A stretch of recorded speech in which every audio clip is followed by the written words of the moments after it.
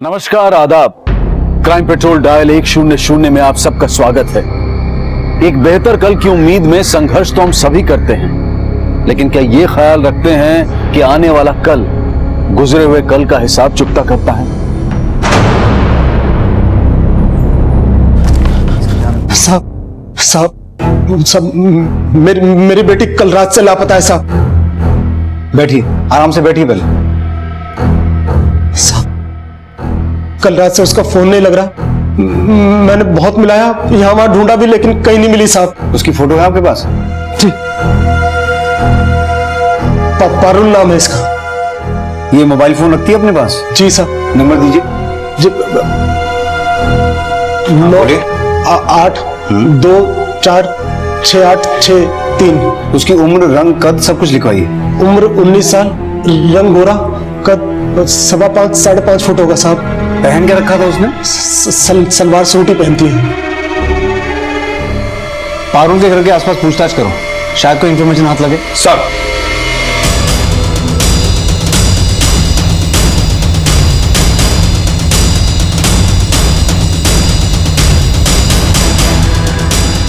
इसे जानती हैं? साहब पारुल? पर ये राजेंद्र भाई की बेटी कैसे हो सकती है? कैसे हो सकती है मतलब? साहब, राजेंद्र भाई पारुल को अपनी बेटी की तरह मानते थे और कविता बोल रही थी कि पारुल राजेंद्र भाई के दोस्त की बेटी है। कविता? कौन है कविता? साहब, राजेंद्र भाई की बीवी। वो तो खुद 23-24 साल की है। उसकी बेटी पारुल कैसे हो सकती है? उसकी तो खुद की 6-7 साल की अपनी बेटी है। मम्मा के पास जाना है। आयुषी बेटा, मम्मा के पास ले चलो। अरे आयुषी बेटा, चुप चुप। मम्मा के पास ले मेरा चलो। बच्चा, मेरा अच्छा बच्चा। मम्मा के पास ले चलो ना। हाँ, मम्मी आएंगे ना बेटा। मुझे मम्मा के पास जाना है, मुझे ले चलो। हाँ बेटा, जाएंगे, मम्मा के पास जाएंगे। चलिए, आपने कुछ खाया है कि नहीं? हाँ हाँ, लेके जा रहे हैं, आइए। मुझे मम्मा के पास हाँ हाँ, रो मत, ले लेके जाएंगे। चलोगे ना मम्मा के यस यस। पास? आयुषी भी मेरी बेटी है और पारुल भी। पारुल मेरी पहली बीवी से है और आयुषी दूसरी से। मेरी पहली बीवी का देहांत हो गया था, इसलिए पारुल को यहाँ ले आया। अभी है कहाँ तुम्हारी दूसरी बीवी? पता नहीं। पता नहीं मतलब? कविता का रहना ना रहना एक बराबर है। वो घर में नहीं टिकती, कई कई दिनों तक तो घर वापस नहीं आती। क्यों? कहीं पर जॉब करती है क्या वो? पास में एक ब्यूटी पार्लर में, लेकिन उसका चरित्र अच्छा नहीं है साहब। साहब, मोहल्ले वाले अपने घर के मर्दों को कविता के साए से भी बचा कर रखते थे। ऐसी औरत का क्या भरोसा, कब किसको फंसा ले। कल मैंने कविता को फोन करके बोला कि पारुल मिल नहीं रही है, वो घर आके आयुषी को संभाल ले ताकि मैं पारुल को ढूंढ सकूं, लेकिन उसने मेरा फोन काट दिया। नंबर दीजिए कविता का। 9824537537। आप जिस नंबर को डायल कर रहे हैं वो इस समय स्विच्ड ऑफ है। उसका फोन तो स्विच ऑफ है। भाग गई होगी किसी के साथ, मेरा उससे कोई लेना देना नहीं है। कौन से ब्यूटी पार्लर में काम करती है वो? सर, आज कविता आई ही नहीं। कल आई थी? आई थी, लेकिन शाम को 6 बजे के आसपास आई थी। पारुल से आखिरी बार बात कब हुई है? कल शाम फोन पे करीब 4:30 बजे बात हुई थी। हाँ बिटिया, मेरी अपने दोस्त से बात हुई है। हाँ हाँ हाँ हाँ, वो 2-4 दिन में तेरा किसी अच्छे कॉलेज में दाखिला करवा देगा। ठीक है बाबा। कहाँ है तू? मैं आयुषी को ट्यूशन छोड़ने जा रही थी। हाँ, पारुल आयुषी को ट्यूशन के लिए छोड़ने आई थी, लेकिन उसको लेने के लिए नहीं आई। तो फिर लेने कौन आया था? कोई नहीं आया। फिर मैंने पारुल को फोन किया, पारुल का फोन बंद जा रहा था। तब मैंने कविता को फोन मिलाया, कविता ने मेरा फोन नहीं उठाया। रात को खुद आयुषी के पापा राजेंद्र जी उसको लेके गए। अच्छा, पारुल आयुषी घुल मिल गई थी, ये तो ठीक है, लेकिन आपने कविता से झूठ क्यों बोला कि पारुल आपके दोस्त की बेटी है? कविता के लिए सब झूठ एक बराबर है। उसे ना मेरी फिक्र है ना आयुषी की। और वैसे भी सोचा कि पारुल शादी के लायक हो गई है, 1-2 साल में उसे विदाई करना है, तो कविता को सच बताकर घर की शांति क्यों भंग करूं? हो सकता है कविता को अब इस झूठ का पता चल गया हो। कल वो शाम 6 बजे के बाद आई, इसकी कोई खास वजह? सर, कल उसकी 2 बजे तक की छुट्टी थी, लेकिन शाम तक वो आई नहीं। लेकिन 6 बजे के आसपास वो आ गई, तो काफी अफरा तफरी में थी। सॉरी, लेट हो गए। 2 बजे का बोला था और 6 बजे आई है। आज पगार का दिन है और मुझे पैसों की बहुत जरूरत है, लेकिन कल से एकदम टाइम टू टाइम आ जाऊंगी। काम ठीक से करती नहीं है, लेकिन पगार का बराबर याद रहता है। जा अभी काम कर, छुट्टी के टाइम ही पगार मिलेगी। जा अभी देख के रहिए। वो सोच रही थी पगार लेके निकल जाएगी, लेकिन मैंने उसे काम पे लगा दिया। उसका फोन बार बार बज रहा था, लेकिन उसने उठाया नहीं। काफी देर के बाद उसने कॉल रिसीव की। फोन पे बात करने के बाद गिड़गिड़ाने लगी कि उसे घर जाना है। मैंने उसे पगार दी और वो चली गई।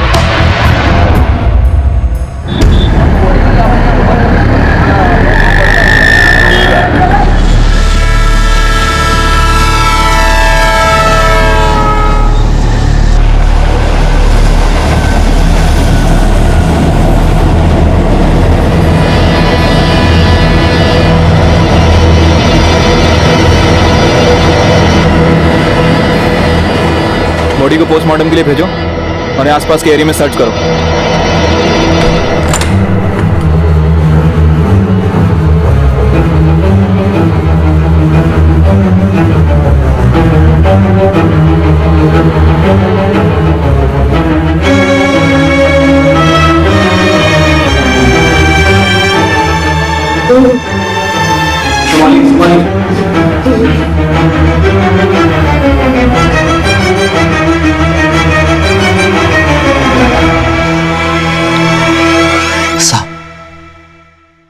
साहब वो हमारी बेटी पारुल नहीं है। हमारी बेटी मर नहीं सकती साहब। हम तो यही चाहेंगे कि पारुल सही सलामत हो। फिर भी आपका और डेड बॉडी का डीएनए मैच करके देख लेते हैं। शिरके आइए, जाइए।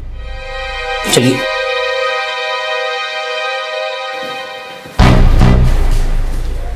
सर, बोरीवली रेलवे ट्रैक पे जो लाश मिली थी उसकी पोस्टमार्टम रिपोर्ट आ चुकी है।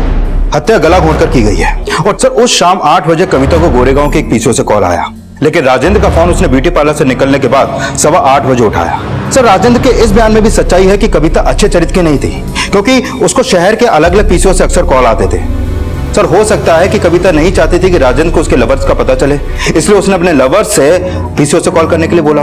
लेकिन कामत, हमें जानना ही है कि कविता के अफेयर्स का पारुल के गायब होने से क्या कनेक्शन है। कनेक्शन हो सकता है सर।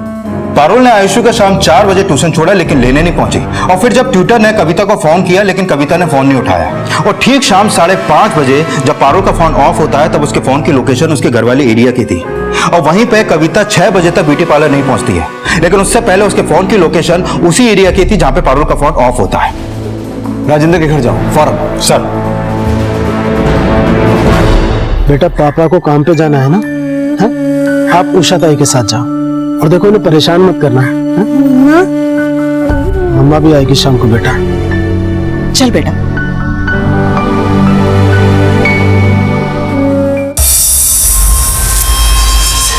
साहब, आप पारुल का कुछ पता चला? चाबी निकालिए। जी? चाबी दीजिए मेरे को।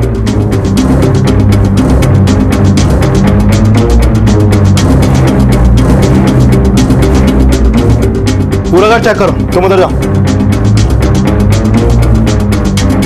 कविता भले ही तिरिया चरित्र थी, लेकिन उसका पारुल से कभी कोई झगड़ा नहीं हुआ, बल्कि वो तो पारुल के आने से खुश थी। वो कैसे? कविता एक नंबर की आलसी थी और पारुल ने आते ही घर का काम काज और रसोई सब संभाल लिया था। सर, कुछ नहीं मिला।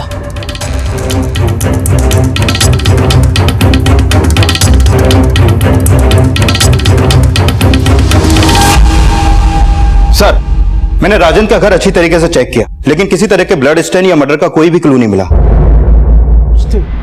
सर, मैंने राजेंद्र का घर अच्छी तरीके से चेक किया, लेकिन किसी तरह के ब्लड स्टेन या मर्डर का कोई भी क्लू नहीं मिला। पारुल और कविता का अचानक गायब हो जाना यह संदेह खड़ा कर रहा था कि शायद कविता पारुल की हत्या करके फरार हो गई है, और कविता के चरित्र से जुड़े खुलासे भी इस थ्योरी को स्ट्रॉन्ग बना रहे थे। लेकिन रेलवे ट्रैक के पास मिली डेड बॉडी का डीएनए पारुल के पिता के डीएनए से मैच नहीं हुआ था। अगर वो बॉडी पारुल की नहीं है, तो पारुल के साथ ऐसा क्या हुआ जो वो अचानक लापता हो गई? और ये कविता के गायब होने का क्या राज है? सर, पारुल के कॉल रिकॉर्ड्स में एक अंकित नाम के लड़के का भी नंबर है, और इन दोनों के बीच में अक्सर कॉल होते थे। सर, अंकित का ये नंबर बिहार का है, लेकिन पिछले 1.5 महीने से ये नंबर मुंबई में एक्टिव है। ये देखिए सर। लेकिन सर, गौर करने वाली बात यह है कि पारुल का यह नंबर उसके पिता राजेंद्र के नाम पे तो रजिस्टर्ड है ही, लेकिन राजेंद्र के दिए गए नंबर के अलावा एक और नंबर पारुल के रिकॉर्ड में है, वो भी राजेंद्र के नाम पे रजिस्टर्ड है, और पारुल अक्सर इस नंबर पे भी कॉल करती थी। सर, पारुल का मोबाइल अजमेर में कुछ देर के लिए ऑन हुआ था।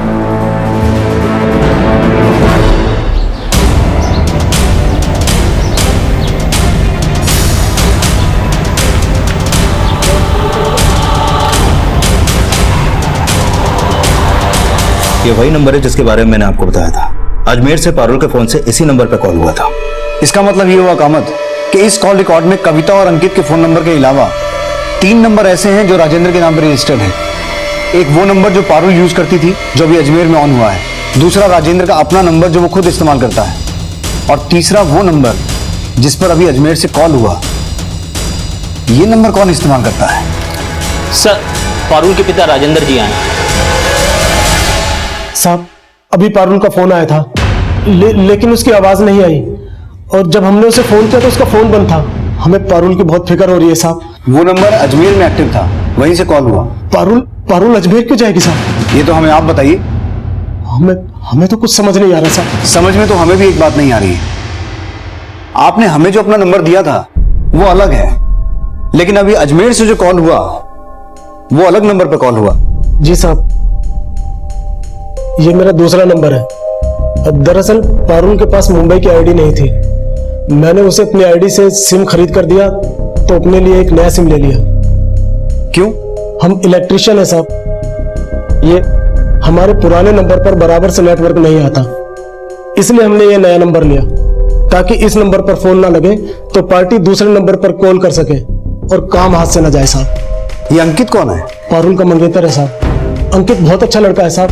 जब से पारुल गायब हुई है अंकित बहुत परेशान रहता है। अभी है कहाँ अंकित? मुंबई में ही है। देखिए, हम कह रहे हैं ना, आप चिंता मत ही कीजिए। हम अपने चाचा को फोन करते हैं और कहते हैं कि अपनी पार्टी का अजमेर शाखा में कोई कनेक्शन निकालें और अपने किसी कार्यकर्ता को पारुल की तलाश में लगा देंगे। ठीक है? ठीक है। अच्छा, हम आपसे बाद में बात करते हैं। कोई आया है? जी जी बिल्कुल, खैरियत।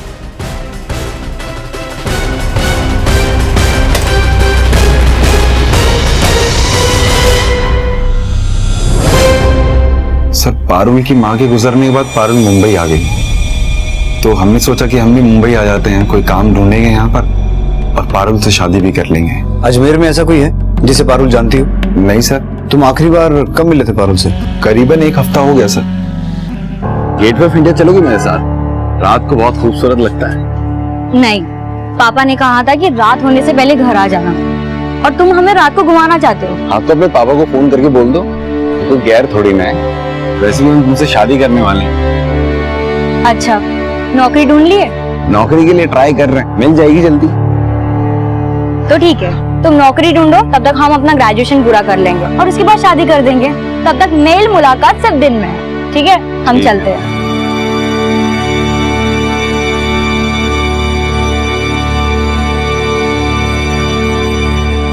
पारुल की सौतेली माँ कविता के बारे में उसने कभी कुछ बताया तुम्हें? कभी कभी बात करती थी वो उनके बारे में। क्या बात करती थी? पारुल बेटा, पारुल। सर, अभी पारुल का फोन फिर से अजमेर में ऑन हुआ है, पर लोकेशन दूसरी थी और इस बार भी राजेंद्र के नए नंबर पे कॉल हुआ है सर। राजेंद्र को फोन लगा? हाँ साहब, उसका फोन आया था लेकिन उठाते ही कट गया। सर, मैंने अजमेर पुलिस को दूसरी लोकेशन के बारे में अपडेट कर दिया है, पर पारुल का फोन जिस लोकेशन पे पहले ऑन हुआ था वहां से कोई लीड नहीं मिला है सर। ये बात तो तय है कामत, ये फोन पारुल नहीं कोई और कर रहा है। सर, हो सकता है ये कविता हो। पता लगाओ कविता का अजमेर से क्या कनेक्शन है। वो वाकई में पारुल का मर्डर करके अपने किसी आशिक के साथ भागी है, यहाँ पर कहानी कुछ और है। सर, गोरेगांव के जिस पीसीओ से कविता को आखिरी बार कॉल हुआ था वहां आसपास में कोई सीसीटीवी नहीं है और किसने कॉल किया था उसका भी कोई क्लू नहीं मिला है सर। मुंबई के जिन जिन पीसीओ से कविता को फोन हुए थे हर जगह पूछताछ करो और कविता को जिन जिन लोगों के साथ देखा गया था सबका स्केच बनवाने की कोशिश करो। और हाँ, ये भी पता लगाओ कि कविता का कोई दूसरा नंबर तो नहीं है। पारुल अजमेर गई या फिर सिर्फ पारुल के नंबर को अजमेर ट्रैवल करवाया गया। इस पहेली को समझने के लिए हमें कविता से जुड़े सभी लोगों का पता लगाना होगा। पारुल के फोन से किए गए ब्लैंक कॉल्स वाकई कविता द्वारा किए गए थे, ये पता लगा पाना फिलहाल मुश्किल था। कविता के कई अफेयर्स के बयान तो सामने आए थे, लेकिन वो अपने किस प्रेमी के साथ फरार थी ये पता लगाना भी आसान नहीं था, क्योंकि उसकी जिंदगी में कोई एक प्रेमी नहीं था। लेकिन ये माना जा रहा था कि इन अपराधों में कविता के किसी न किसी लवर का भी हाथ हो सकता है, जिसका पता करने के लिए एक तरफ मुंबई पुलिस उन लोगों का पता लगा रही थी जिनका कविता से अफेयर हो सकता था, वहीं दूसरी तरफ अजमेर पुलिस भी इस केस से जुड़ी इंफॉर्मेशन जुटाने का प्रयास कर रही थी। सर, कविता के दूसरे किसी नंबर का तो पता नहीं चला, लेकिन ये उन आदमियों के फोटोग्राफ्स और स्केच है जिन्होंने कविता को पीछे से कॉल किया था।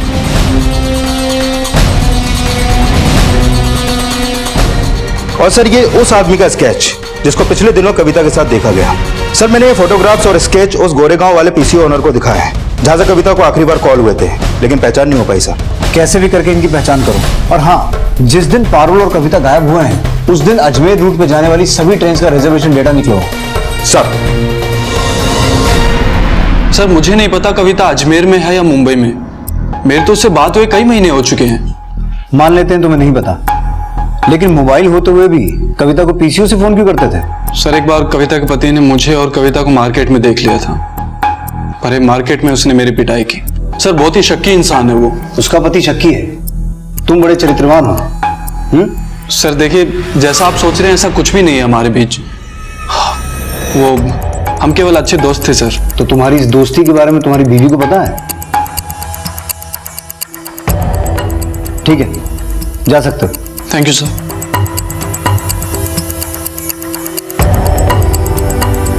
सर जिस रात पारुल लापता हुई उस रात 11:15 बजे जयपुर दुरंतो में कविता, उसकी बेटी आयुषी और किसी मनीष के नाम पे टिकट बुक थी। मनीष? वो कमीनी मनीष के साथ? इनमें से कौन है मनीष?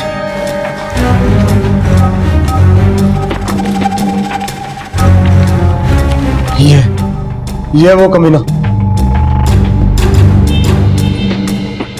दोस्त है हमारा, लेकिन हम नहीं जानते थे कि वो हमारी पीठ पीछे हमारी बीवी के साथ अजमेर। पारुल, पारुल बेटा, पारुल। साहब हमारी पारुल को बचा लीजिए साहब, हमारी पारुल को बचा लीजिए, हमें बहुत फिक्र हो रही है उसके साथ। पारुल के लौट आने की उम्मीद उसके पिता ने अब तक जिंदा तो रखी थी, लेकिन अब यह उम्मीद दम तोड़ रही थी। पुलिस जब मनीष के घर पहुंची तो पारुल की हत्या का संदेह आखिरकार प्रमाण में बदल गया।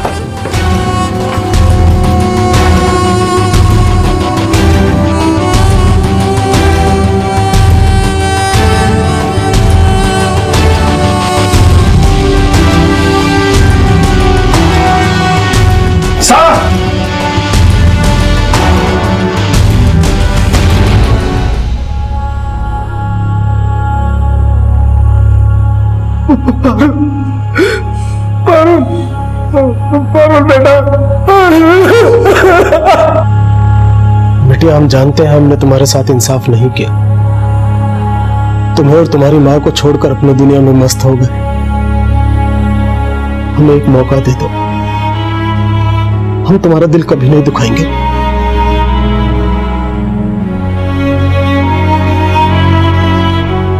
पारुल ने अपने पिता को उनकी भूल सुधारने का मौका तो दिया, लेकिन जिंदगी ने उससे जीने का मौका छीन लिया। पारुल की डेड बॉडी मिलने के बाद पुलिस ने कविता और मनीष की तलाश तेज कर दी। सर पारुल के पिता ने जो मनीष का नंबर दिया था वो भी हत्या वाली रात से बंद है। अजमेर पुलिस से कहो कि मनीष और कविता की तलाश तेज कर। सर पुलिस अब अजमेर में कविता और मनीष तक पहुंचने की लीड तलाश रही थी, लेकिन पारुल की हत्या क्यों और किन हालात में हुई? इस हत्या का मोटिव क्या था? क्या कविता को पता चल गया था कि पारुल राजेंद्र की पहली पत्नी की बेटी है? लेकिन अगर कविता को किसी के साथ भागना ही था तो उसे राजेंद्र और पारुल के रिश्ते से क्या फर्क पड़ता था? ऐसे कई और पहलू इस केस से जुड़े थे जिनके समीकरण जोड़ने की कोशिश की जा रही थी। पारुल की डेड बॉडी मनीष के घर से मिली, तो क्या पारुल की हत्या मनीष के घर पे हुई? और अगर ऐसा है तो सवाल ये उठता है कामत कि जो लड़की मुंबई में ज्यादा लोगों को जानती तक नहीं, वो अपनी सौतेली माँ के लवर के घर पे क्या करने गई, जबकि उसका फोन 5:30 बजे तक उसके घर वाले एरिया में एक्टिव था। सर ये भी कंफर्म है कि कविता शाम 6 बजे से 7 बजे तक ब्यूटी पार्लर में थी और मनीष का घर गोरेगांव में। तो हो सकता है कि मनीष ने उस पीसीओ से शाम 7 बजे कविता को कॉल किया और कविता भी 7 बजे के बाद मनीष के घर पे गई हो। अब सवाल ये उठता है सर कि पारुल खुद मनीष के साथ उसके घर पे गई या कविता चालाकी से उसे अपने साथ वहां पर ले गई। ये दोनों पॉसिबिलिटीज तो हैं, पर शाम 5:30 बजे पारुल का फोन मलाड में बंद होने का चक्कर भी समझना होगा सर। क्या पारुल का मर्डर कविता को उस पीसीओ से फोन आने से पहले हुआ या कविता के ब्यूटी पार्लर से निकलने के बाद? सवाल यह भी उठता है कामत कि अगर उस दिन अजमेर की ट्रेन में मनीष, कविता और आयुषी तीनों के टिकट बुक थे, तो फिर ये दोनों आयुषी को अपने साथ लेके क्यों नहीं गए? आयुषी अजमेर क्यों नहीं गई और पारुल मनीष के घर कैसे पहुंची? ये समझने के लिए हमें पारुल और कविता की इक्वेशन को समझना होगा। सिर्फ बाहर वालों से ही नहीं, आयुषी से भी पूछताछ करनी पड़ेगी। बेटा आपको पारुल दीदी अच्छी लगती थी? और आपकी मम्मा? अंकल कुछ पूछ रहे हैं, बताओ।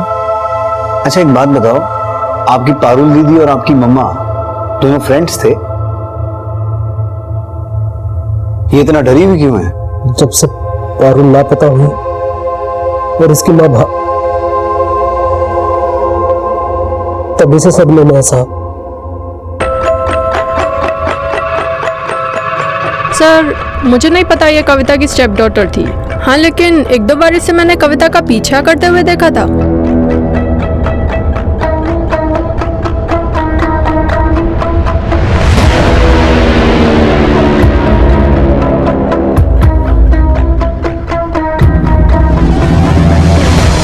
सर, कविता के ब्यूटी पार्लर के कलीग आयुषी के ट्यूशन टीचर और कुछ पड़ोसियों ने बताया कि पिछले दिनों पारुल को कविता की जासूसी करते हुए देखा गया। सर, उनके बयानों से तो लगता है कि पारुल कविता की जासूसी कर रही थी और शायद कविता का पीछा करते करते वो उस रात मनीष के घर पे पहुंची।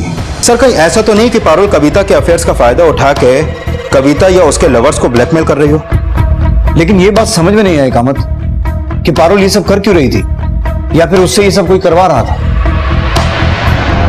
साहब हमने पारुल से बोला था कि कविता पर नजर रखे और पता लगाए कि उसका किस किस के साथ चक्कर। उसके चक्कर के बारे में पता लगा कि क्या करने वाले थे? तलाक देना चाहते थे।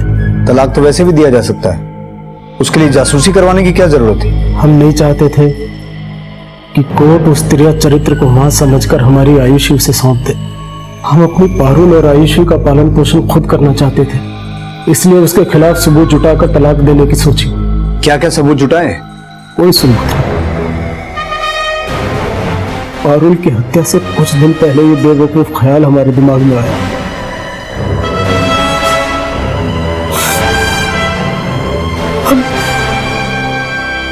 हम तो पछता रहे हैं कि वो अपने बच्चे को उस बहन की जासूसी में लगाया।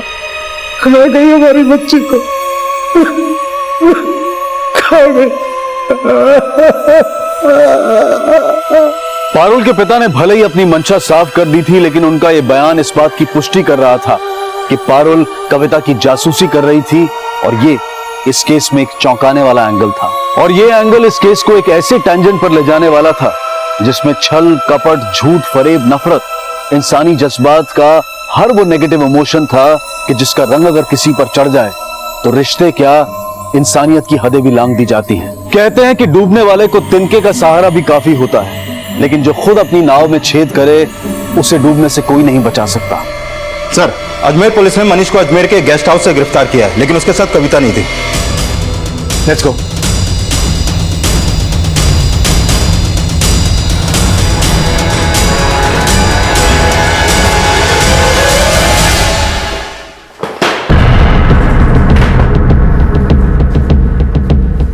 सर कविता कहाँ है मुझे नहीं पता, वो मेरे साथ अजमेर नहीं आई है। तू क्या सोचता है, कविता को बचा के मर्डर चार्ज से बच जाएगा? सर मैंने कोई मर्डर नहीं किया सर। पारुल की बॉडी तेरे घर से मिली है, उसका फोन भी तेरे पास से मिला है। सर ये फोन कविता ने मुझे दिया था, उसी ने मारा होगा पारुल को। सर ये उसकी साजिश है मुझे फंसाने की। सर मेरे घर की चाबी भी उसी के पास रहती थी। घर तो उसने कईयों के उजाड़े हैं, तूने उसमें ऐसा क्या देखा जो तेरे घर की चाबी उसने अपने पल्लू में बांध दी? सर मैं एक इलेक्ट्रिकल इंजीनियर हूँ और राजेंद्र एक मामूली सा इलेक्ट्रिशियन। मेरे उठाए हुए ठेकों पे मेरे अंडर काम करता था। मुझे हैरानी होती थी सर कि उसकी वाइफ उससे 18 साल छोटी है, लेकिन सर मैंने कभी उस पर कोई चांस नहीं मारा सर। शुरुआत उसने की थी।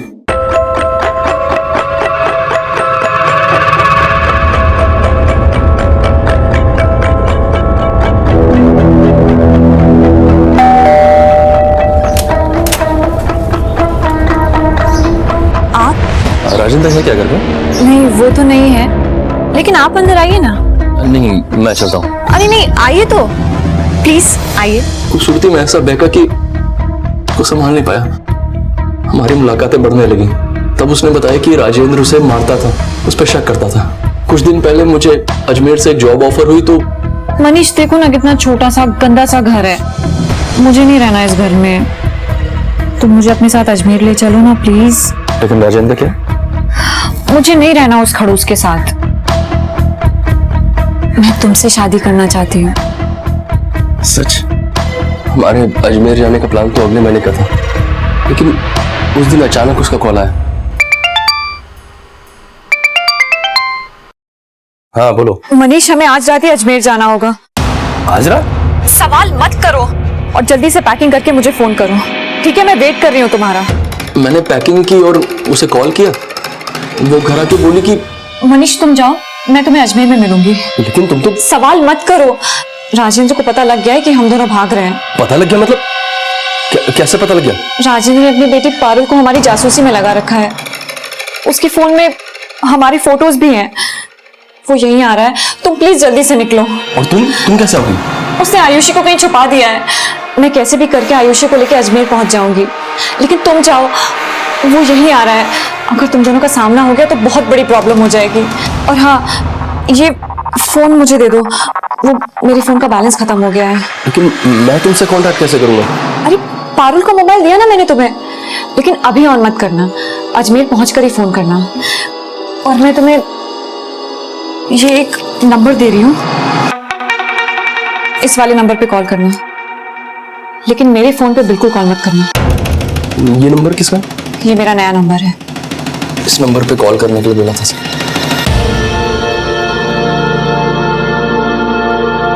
फोन दीजिए।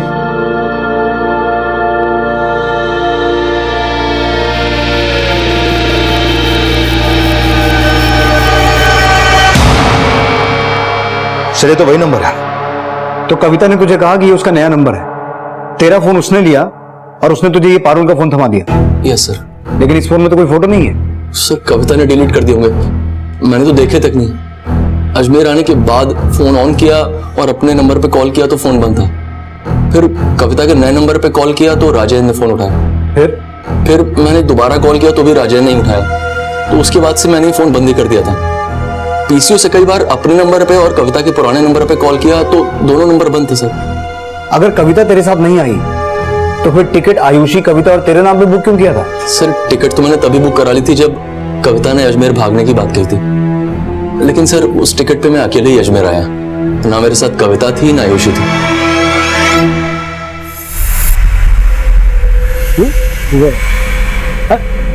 उषा बहन, अच्छा हुआ आप मिल गई।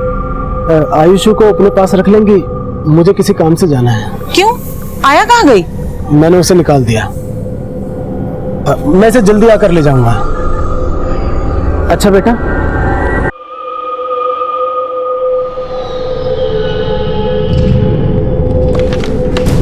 सर जिस ट्रेन से मनीष अजमेर गया था उस ट्रेन के टीटी से बात हुई। उस टिकट पर मनीष अकेला अजमेर गया था और अजमेर के गेस्ट हाउस में भी वो अकेला रुका था। ना तो वहां कविता को देखा गया और ना ही अजमेर में कहीं भी कविता के देखे जाने का क्लू मिला है सर।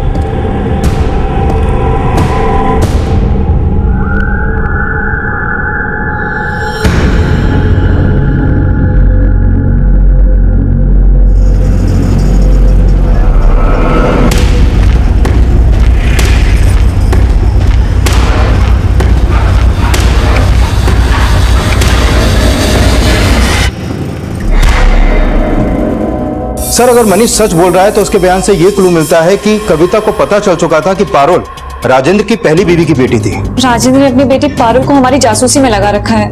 और राजेंद्र ने भी बताया था कि वो पारुल से कविता की जासूसी करवाता था। कविता का मोबाइल पारुल के हाथ लगा तो हो सकता है कि कविता के हाथों पारुल का मर्डर हो गया हो। और सवाल ये उठता है कामत कि क्या कविता ने मनीष को अजमेर सिर्फ इसलिए भगाया क्योंकि वो पारुल की लाश को उसके घर में ठिकाना लगाना चाहती थी? अगर ऐसा है तो ये काम अकेली औरत के बस का नहीं लगता। सर हो सकता है उसका साथ उसके किसी आशिक ने दिया हो और मनीष को फंसा कर वहां से उसके साथ निकल गई हो। यह भी हो सकता है कि कविता कहीं भागी ना हो, बल्कि पारुल की हत्या के बाद वो राजेंद्र के बदले की शिकार बन गई हो।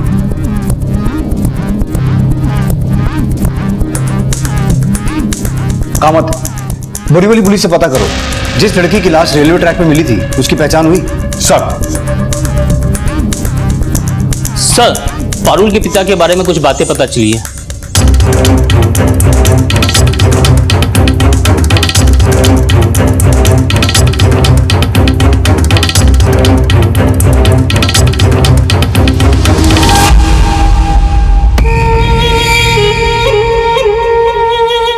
सर वो औरत वही है जिसे पारुल के पिता ने आयुषी की आया बना के रखा था। राजेंद्र ने इस औरत को बोरीवली के एक लॉज के बाहर से रिसीव किया था और कुर्ला स्टेशन से बिहार की ट्रेन में बिठा दिया। डीएनए रिपोर्ट से साफ हो गया कि वो लाश राजेंद्र की दूसरी बीवी कविता की ही थी। साहब, हमने कविता को नहीं मारा। हमारा यकीन कीजिए, हम सच बोल रहे हैं साहब। कैसे यकीन करें तेरी पहली बीवी मर चुकी है ना किशोरी?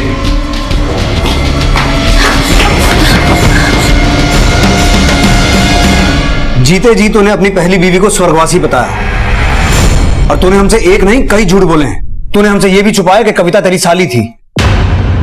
कविता जैसी भी थी हमें पता चल गया है, लेकिन यह भी सच है कि 8 साल पहले तो अपनी बीवी और बेटी को छोड़कर कविता को मुंबई भगा के लाया था।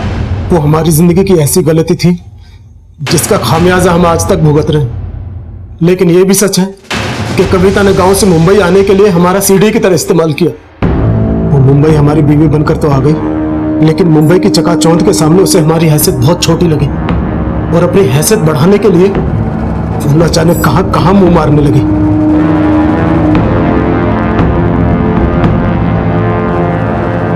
अगर आज के बाद तूने मेरी बीवी से बात की ना तो साले मार दूंगा तुझे। हमें ये एहसास होने लगा था कि वो सुधरेगी नहीं, लेकिन गलती सिर्फ कविता की नहीं थी। हमने भी 8 साल पहले ये गलती की थी और हमें भी अपनी गलती का धीरे धीरे एहसास होने लगा था। बेटा, हम जानते हैं हमने तुम्हारे साथ इंसाफ नहीं किया। तुम्हें और तुम्हारी माँ को छोड़कर अपने दुनिया में मस्त हो गए। हमें एक मौका दे दो, हम तुम्हारा दिल कभी नहीं दुखाएंगे। बच्चे को मत फुसलाओ, समझे ना? पहले उस कुलच्छनी को अपनी जिंदगी से दूर फेंको, फिर हम समझेंगे कि तुम्हें अपने किए पे पछतावा है। हम उसे छोड़ देंगे सरला, लेकिन हम आयुषी को अपने साथ रखना चाहते हैं। अगर तुझे आयुषी की इतनी फिक्र होती तो अपने अपराधों पर पर्दा नहीं डालता। पारुल की मौत का जिम्मेदार भी तू ही है, क्योंकि तू उससे कविता की जासूसी करवाता था। तू ये भी जानता था कि कविता और मनीष भागकर अजमेर जाने वाले हैं। तूने ही आयुषी को नजरबंद करके रखा था। इसकी वजह से कविता के हाथों पारुल का मर्डर हुआ और इतना कुछ होने के बावजूद तू हमारे पास नहीं आया, कविता की जान के पीछे पड़ गया। तेरा बस चलता तो तू मनीष को भी मार देता। नहीं साहब, नहीं। तूने उसे मारा नहीं, लेकिन पारुल की लाश को उसके घर में ठिकाने लगाया। नहीं साहब, उस दिन तो हमने पारुल की शक्ल तक नहीं देखी थी। हमें तो यह भी नहीं पता था कि मनीष और कविता के बीच में कोई चक्कर चल रहा है। फिर हमें ये कैसे पता होता कि वो भागकर अजमेर जाने वाले हैं? अब तू ये कहेगा कि तूने कविता को भी नहीं मारा? उसे हमने मारा है, इन्होंने नहीं। और अगर हमारा बस चलता तो उस कलमुही को 8 साल पहले ही मार देते।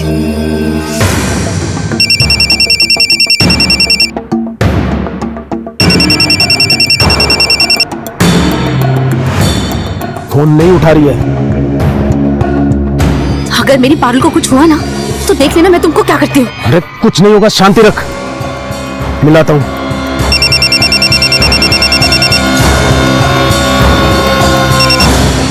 हेलो, हम बिजी हैं अभी। पारुल कहाँ है? हमें क्या पता। झूठ मत बोल।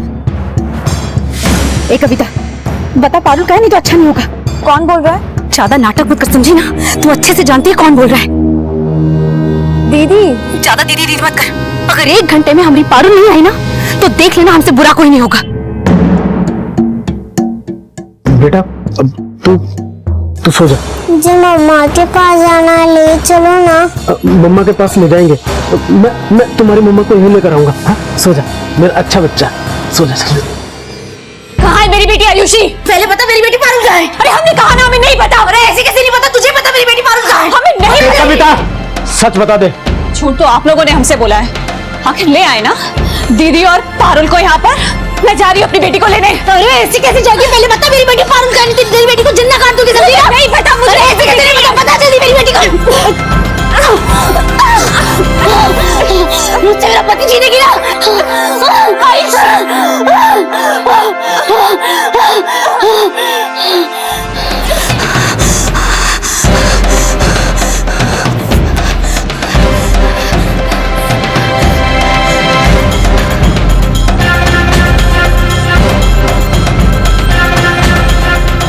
सरला पिछले 8 सालों से हमारी गलतियों का बोझ ढो रही है। अपनी गलतियों की सजा उसे कैसे भुगतने देते साहब। लेकिन हमें तो तब तक ये भी नहीं पता था कि हमारी पारुल जिंदा है भी या नहीं। हमने आपसे अब तक बहुत सारे झूठ बोले, लेकिन इस बार सच बोले। आप यकीन कीजिए साहब, सच बोले।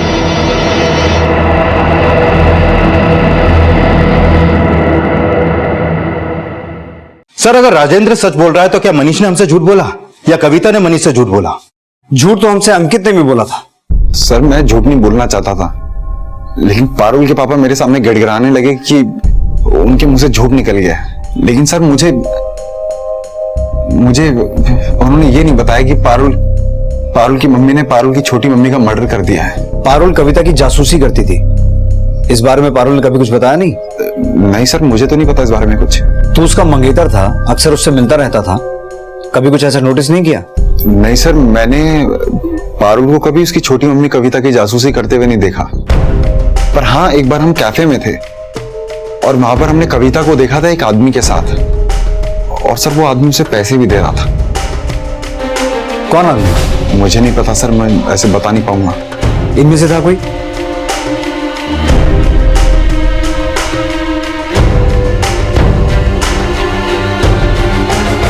हाँ, शायद से ये आदमी था सर। ये सब पारुल के पिता ने बताया था कि पारुल कविता की जासूसी तो करती थी, लेकिन उसने कभी कविता के खिलाफ उसे कोई सबूत नहीं दिए। और सर जैसा कि अंकित ने अभी भी बताया कि कोई आदमी कविता को पैसे दे रहा था। सर कहीं ऐसा तो नहीं कि कविता ने पारुल को अपने साथ मिलाकर अपने लवर्स को ब्लैकमेल करना शुरू कर दिया हो?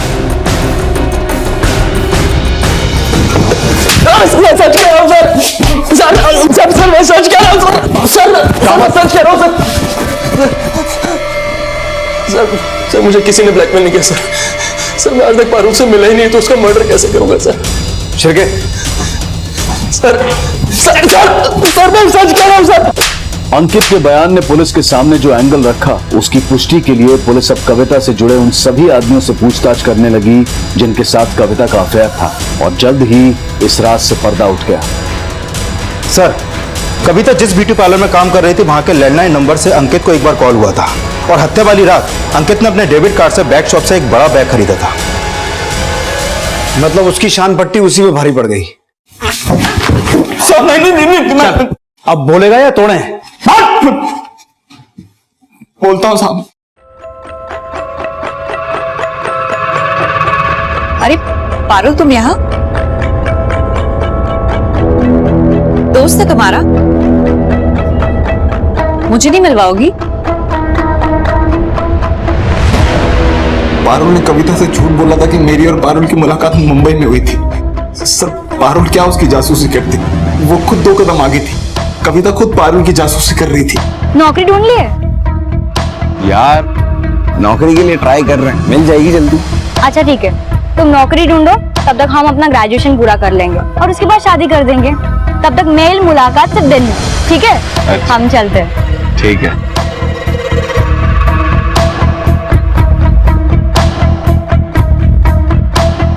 लगता है काफी पुराना है याराना तुम्हारा।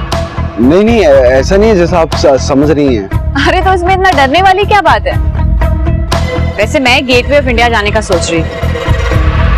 तुम अगर चलना चाहो तो मेरे साथ चल सकते हो। सही में? तुम चलो ना, इतना सोचने वाली क्या बात है? Auto auto.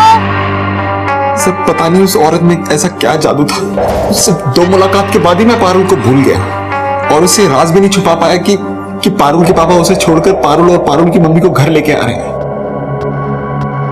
मेरा और कविता का रिश्ता भी पारुल की नजरों से नहीं बच सका।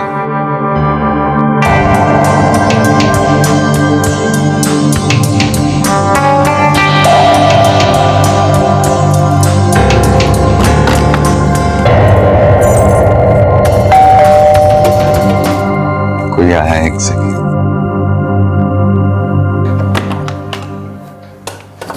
आखिर तूने दिखा दिया ना कि हर मार देख जैसा होता है। नहीं ऐसा नहीं है, ऐसा कभी पारुल, पारुल, पारुल उठना। डरो मत, जैसा कह रही हूँ वैसा करो, ना तुम फंसोगे और ना हम।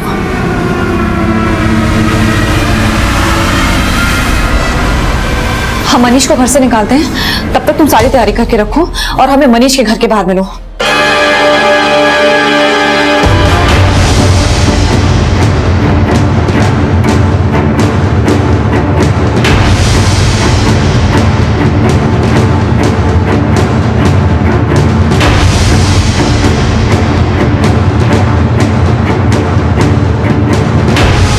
तुम जाओ, मैं तुम्हें अजमेर में मिलूंगी। लेकिन तुम तो सवाल मत करो, राजेंद्र को पता लग गया है कि हम दोनों भाग रहे हैं।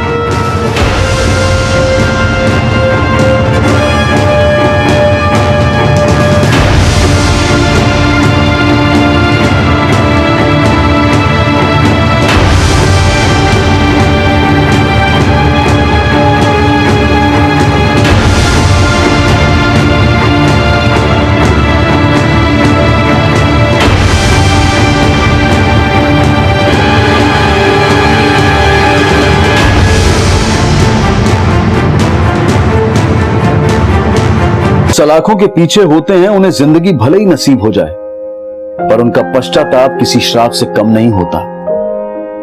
और अपराध की गाज जब बेकसूरों पर गिरती है तो किसी की सांत्वना भी उस मासूम को दिलासा नहीं दे सकती। यूं तो हम सबको एक ही जिंदगी मिलती है, लेकिन इस एक जिंदगी में हम कई जिंदगियां जीने की सोचते हैं। एक सपना पूरा होता है तो दूसरे सपने में जीने लगते हैं। एक रिश्ते से मन भर जाता है तो दूसरा रिश्ता जोड़ने की सोचते हैं। माना कि जिंदगी हर रोज नए बदलाव लाती है, लेकिन अगर हमारा आज सच्चा नहीं है तो आने वाला कल कभी बेहतर नहीं हो सकता। इसी विचार के साथ अब मैं अनूप सोनी आपसे विदा लेता हूं। फिर मुलाकात होगी अगले एपिसोड में एक और चौंका देने वाले केस के साथ। तब तक अपना और अपने परिवार का ख्याल रखें और देखते रहें क्राइम पेट्रोल डायल 100। सबक एक को सीख हम सबको। Jai Hind. Happy birthday to my princess, happy birthday to Riya. बिल्कुल अपनी माँ पर गई है। आंख, नाक, ओठ, स्माइल सब मेरे जैसा ही है, और होगा भी क्यों नहीं। आखिर तू मुझसे ही तो बनी है। मम्मा को नहीं खिलाओगी? खिलाओ। Good girl.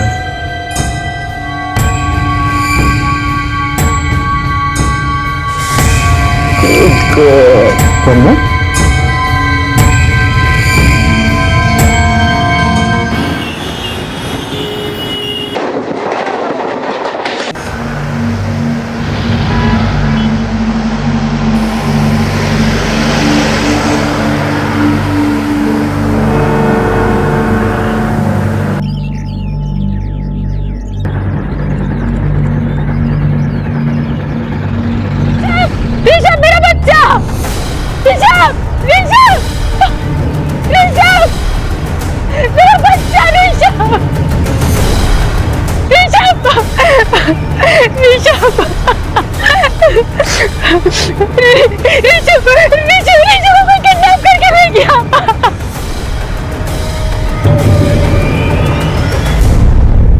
हमने हर जगह नाकाबंदी कर दी है। अगर किडनैपर कहीं से भी भागने की कोशिश करता है तो पकड़ा जाएगा। हमारी टीम किडनैपर को पकड़ने की पूरी कोशिश कर रही है। चुप हो जाओ। ऋषभ आ जाएगा, मिल जाएगा ऋषभ। आप लोगों को किसी पे शक है जो आपके बच्चे को अगवा कर सके? नहीं मैडम, कोई नहीं। देखिए, हम हमारी तरफ से पूरी कोशिश कर रहे हैं। अगर ये किडनैपिंग पैसों के लिए हुई है तो किडनैपर पैसे मांगने के लिए आपको जरूर फोन करेगा। अगर आपको इस तरीके का कोई भी फोन आता है तो आप हमें तुरंत बताएं। देखिए मैडम, हम लोग मिडिल क्लास लोग हैं, मुश्किल से घर के खर्चे चल पाते हैं। ये पैसे कहाँ होते हैं हमारे पास कि हम पैसे देंगे उसको। मिस्टर नाइक, आपके किसी के साथ कोई दुश्मनी है या फिर कोई झगड़ा हुआ है जो बदले की भावना में आपके बच्चे को अगवा कर सके? किसी के साथ कहीं भी कोई अनबन नहीं है? नहीं मैडम, ऐसा कुछ याद नहीं आ रहा है। मिसेस नाइक के हिसाब से किसी औरत ने आपके बच्चे को अगवा किया, तो हो सकता है गुस्से, चिढ़ या बदले की भावना में हुई हो, और शायद आप उस औरत को जानते भी हो। मैडम, कमला, हमारी काम वाली बाई, उसी ने मेरे बेटे को किडनैप किया है।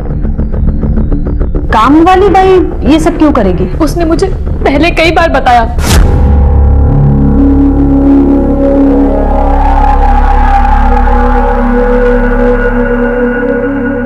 लड़का नहीं है मेरे को, 3 लड़कियां पैदा की है मैंने, इसलिए मेरे सास और पति हमेशा सुनाते रहते हैं मुझे, आपके जैसे थोड़े ना मेरा नसीब जो पहली बार में लड़का हो जाए।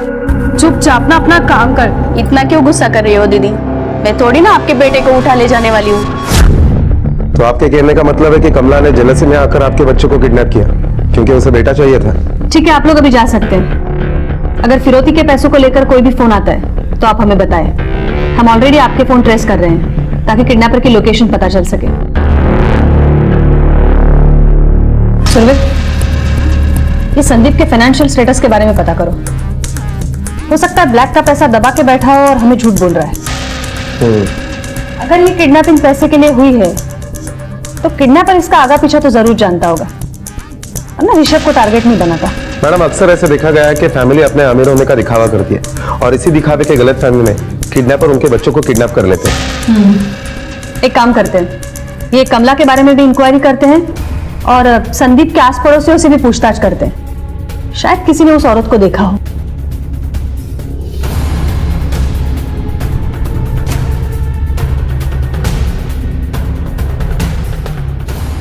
जब 1 बजे बच्चा गायब हुआ तब तुम कहाँ थे? साहब, हम पार्किंग में थे। वो गेस्ट लोगों की पार्किंग में कोई गलत गाड़ी लगा रहा था तो हम उसको समझा रहे थे। कौन था वो? रिकॉर्ड दिखाओ। साहब, इतना माथा पच्ची किया कि हम रजिस्टर में एंट्री करवाना भूल गए साहब। एक काम करो, सोसाइटी में जितने भी काम करने वाली आती है, यानी सफाई वाली, खाना बनाने वाली, बर्तन मांजने वाली, सबके रिकॉर्ड निकालो और सबके नंबर दे दो मुझे। और सोसाइटी में जितने भी विजिटर आते हैं सबकी एंट्री करना मत भूलना, समझे?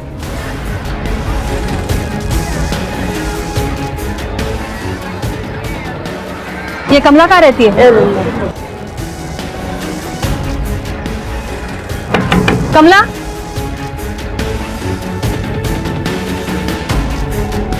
मैडम, ये रेनू दीदी तो कुछ भी बोलती है मैडम। मैं काय को उसका बेटा उठाएगी? उसका बेटा उठाने से थोड़ी ना मेरे को मेरा बेटा मिल जाने वाला है। और वैसे भी मैडम, 1 बजे मैं बाजू वाली बिल्डिंग में काम कर रही थी। ये तुम्हारी 3 बेटियों के अलावा यहाँ कौन रहता है? और मेरे पति और मेरी सास।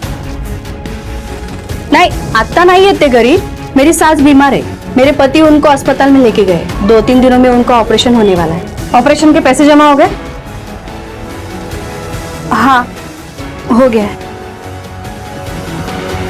Happy birthday to you.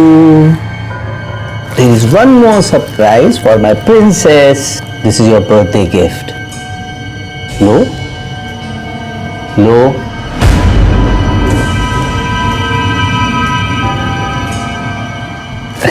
Good girl. Bad manners. मैंने तुम्हें गिफ्ट दी और तुमने मुझे थैंक यू नहीं कहा। Thank you. सिर्फ थैंक यू? हाँ? सिर्फ thank you? Baba. That's like my good girl.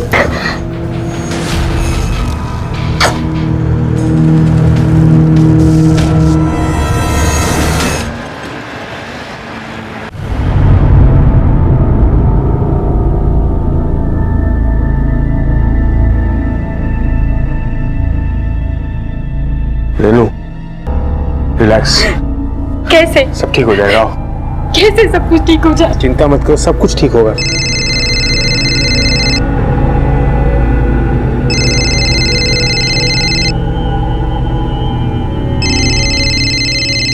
भाई का फोन है। ऋषभ के बारे में कुछ मत बताना, नहीं तो वो परेशान हो जाएंगी।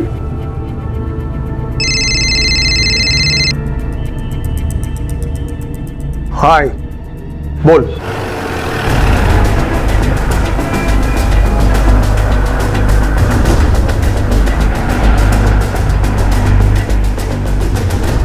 ये संदीप नाइक का सलून यही है? Yes ma'am. आपका नाम क्या है? साइली। आप यहाँ कितने साल से काम कर रही हैं? 3 साल से। ये संदीप नाइक का सलून में किसी के साथ या फिर कहीं आजू बाजू कोई झगड़ा था? किसी के साथ कुछ प्रॉब्लम थी? जी नहीं मैम। ये साइली, उस एक्टर के साथ जो पंगा हुआ था वो बोलना। हाँ मैम, अभी 1 हफ्ते पहले एक कस्टमर के साथ सर का बहुत बुरा झगड़ा हुआ था। ये क्या हुआ मेरे फेस को? ये जल कैसे गया? क्या किया तुमने? Sorry ma'am. सॉरी की बच्ची, दांत तोड़ दूंगी। Please calm down ma'am. What क्या किया इसने? मेरा फेस जला दिया। I am sorry ma'am, please be patience. आप शांत हो जाइए, मैं सब ठीक कर दूंगा। प्रिया, 1 मिनट, तुम्हारे स्टाफ में से मुझे कोई भी हाथ नहीं लगाएगा। कोई भी हाथ नहीं लगाएगा, प्लीज। 2 दिन में तुम्हारा सलून बंद करवाऊंगी। जाओ बंद करो। मैं भी देखता हूँ क्या करती है आप। इतनी देर से मैं आपको समझा रहा हूँ लेकिन आप समझने की कोशिश नहीं कर रही है। देख लेना, बहुत पछताओगे। तो उसने उस क्लाइंट को कुछ कंपनसेशन दिया था? मैम, कंपनसेशन तो तब देते ना जब वो लेती। उल्टा वो तो झगड़ रही थी, बोल रही थी जैसे हमने उनका एक्टिंग करियर बर्बाद किया है वैसे ही वो संदीप सर का करियर बर्बाद कर देंगी। और वैसे भी मैम, सर के पास पैसे कहाँ से आएंगे? क्यों, ये सैलून अच्छा नहीं चल रहा है क्या? कुछ खास नहीं चल रहा है। सुरभि, अगर ये सैलून ठीक से नहीं चल रहा है तो ये एम्प्लॉय की सैलरी कहाँ से देता है? नहीं मैम, अभी तक किसी को 2 महीने से सैलरी नहीं मिली है। मैडम, सरिता का एड्रेस और नंबर मिल गया। चलो।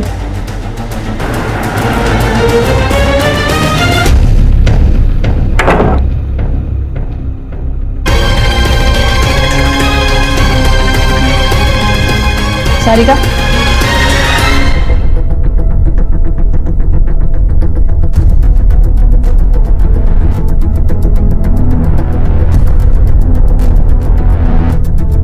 अगर बदला ही लेना होता मैम तो मैं उसे जान से मार डालती। उसके बच्चे को किडनैप करके क्या करूंगी मैं मुंबई आई थी हीरोइन बनने के लिए, लेकिन इस चेहरे के साथ कौन मुझे हीरोइन बनाएगा बताइए आप। वैसे आज दोपहर को 1 बजे कहाँ थी आप?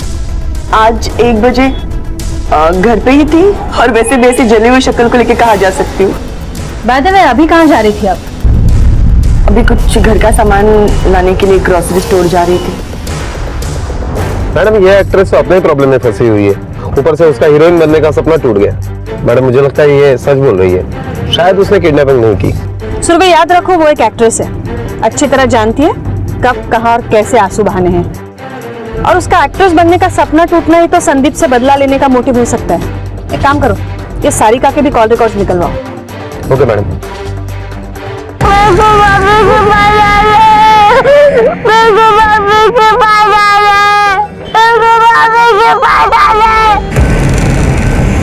हाँ ठीक है, कल सुबह तक इन्फॉर्मेशन मिल जानी चाहिए। मैडम, कमला के और सारिका के कॉल रिकॉर्ड्स आ गए। कमला के कॉल रिकॉर्ड से ऐसा कुछ भी नहीं मिला जिससे हम कमला के ऊपर शक कर सके। जिस वक्त किडनैपिंग हुई उस वक्त कमला के मोबाइल का लोकेशन मिसेस भार्गव के घर के आसपास का ही आ रहा है। और सारिका? मैडम, सारिका ने हमसे झूठ कहा कि किडनैपिंग के वक्त वो घर पर थी, क्योंकि उसके मोबाइल के कॉल रिकॉर्ड के हिसाब से उसके मोबाइल का लोकेशन जुहू का दिखाई दे रहा है। जुहू? हाँ मैडम, और ये देखिए, पिछले 2 हफ्तों से लगभग हर रोज उसने संदीप को कॉल भी किया है। पिछले 2 हफ्तों से सारिका तुझे लगातार फोन कर रही है, क्यों? मैडम, गाली देने के लिए। वो जब भी दारू पी होती थी ना, मुझे फोन करके गाली देती थी कि मैंने उसकी जिंदगी बर्बाद कर दी है और मुझे छोड़ेगी नहीं। तो जब हमने पूछा था तुम्हारा किसी के साथ झगड़ा हुआ है तो बोला क्यों नहीं, झूठ क्यों बोला? मैडम, ऐसी छोटी मोटी बातें सैलून में होती रहती है, और फिर मुझे लगा कि एक एक्ट्रेस ऐसे क्यों करेगी। उसका करियर बर्बाद हो गया तुम्हारी वजह से, और तुम्हें लगता है वो कुछ करेगी नहीं? वो कुछ भी कर सकती है। अब घर जाओ और दिमाग पर जोर डालकर सोचो जरा, ऐसे कितने छोटे मोटे झगड़े और दुश्मनी है तुम्हारी। जाओ। जी मैडम, मुझे अभी तक एक बात समझ में नहीं आई कि यह हमसे झूठ क्यों बोला। ये भी समझ में आ जाएगा सुरभि। तुम्हें सारिका पे नजर रखो, अगर उसका इससे कुछ लेना देना है तो वही हमें किडनैपर तक पहुंचाएगी। Okay madam. और हाँ, ये संदीप के भी कॉल रिकॉर्ड्स निकलवाओ। कुछ तो ऐसा है जो नॉर्मल बिहेवियर के आड़ में छिपा रहा है इसे।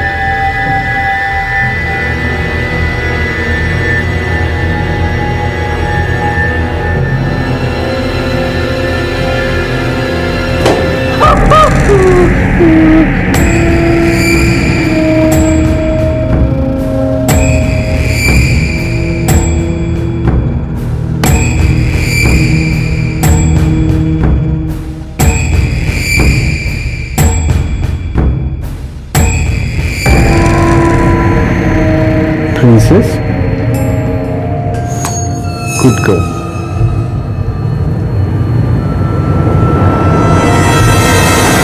मैडम, हमने संदीप के कॉल रिकॉर्ड निकलवाए। उसमें एक नंबर ऐसा मिला है जिस पर संदीप ने काफी बार फोन किया है, यहाँ तक कि रात के 2 बजे तक। किसका नंबर है ये? मैडम, ये नंबर किसी जीनल वोरा के नाम पर रजिस्टर्ड है। हमने उसका एड्रेस भी निकाला है। सुरभि, ये संदीप जैसा दिखता है वैसा है नहीं।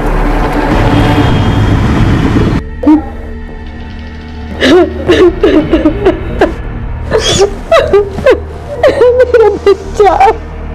कुछ नहीं होगा हमारे ऋषभ।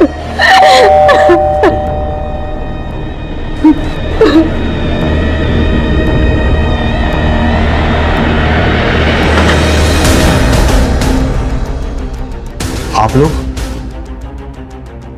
ऋषभ मिल गया क्या? नहीं मिला नहीं है, लेकिन मिल जाएगा। फिलहाल आपसे पूछताछ करनी है। मिस्टर नाइक, हमें बताइए ये जीनल वोरा के साथ आपका क्या रिश्ता है? जी वो मेरी क्लाइंट है सलून में। ये तुम्हारे कॉल रिकॉर्ड्स। क्या आपने हर क्लाइंट के साथ रात को 1 बजे तक बात करते हो क्या? क्या ये जीनल वोरा स्पेशल है तुम्हारे लिए? हाँ? वो मैं मतलब ये जी में वो सब बंद करो और सच बताओ, कौन है वो? जी वो मेरी गर्लफ्रेंड थी। मतलब क्या बोल रहे हो? क्या बोल रहे हो ये तुम? देखो अब ऐसा कुछ नहीं है, मैं सब कुछ तोड़ चुका हूँ। थी ना वो तुम्हारी गर्लफ्रेंड? देखो वो थी मेरी गर्लफ्रेंड। अभी तुमने मुझे इतना बड़ा झूठ बोला। आप थोड़ा शांत रहेंगी? समझा करो, अभी कुछ नहीं है, मैं तुम्हें बताने वाला था। मैं कहीं तुम्हारे तुम्हारे लिए रेनू तिकडे गपचूप बस आणि आमच्या प्रश्नांची उत्तर दे। बैठ।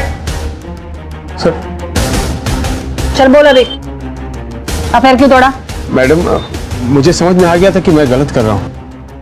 मैंने खुद को उससे अलग कर लिया। मैं कभी उससे मिला नहीं बाबू, ना उसको फोन किया ना कभी मिला उसको। मैंने बात की, यकीन कीजिए सर। मैडम ये संदीप अभी भी झूठ बोल रहा है। मुझे लगता है हम अपने तरीके से इसे झटका देते हैं तो शायद सब कुछ सच उगल दे। सुरभि, हम ये तहकीकात ऋषभ के लिए कर रहे हैं, ना कि संदीप के एक्स्ट्रा मैरिटल अफेयर के लिए। अगर सख्ती बरतते तो ये बात किडनैपर तक पहुंचेगी और किडनैपर बच्चे को नुकसान पहुंचा सकता है।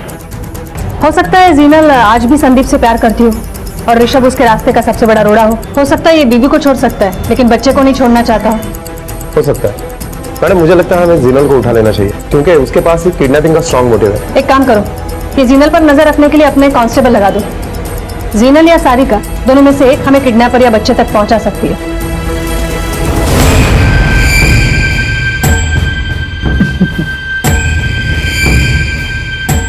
मुझे बताओ ये खाना आपके लिए कौन लेके आया है? मम्मा। गुड गर्ल, ये लो खाओ।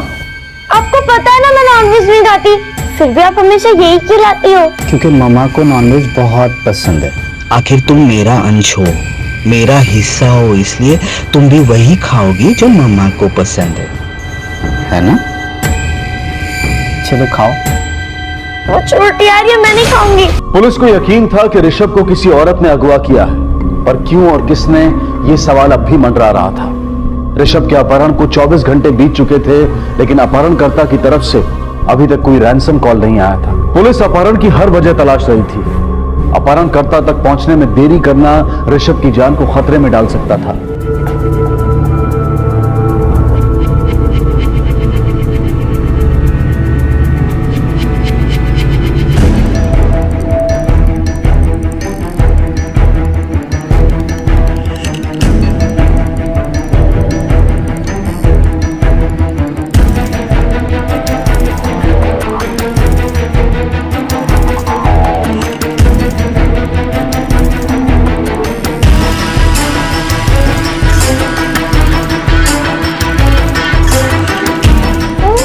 क्या कर रहा था? देख मैं तेरे लिए क्या लेके आई हूँ।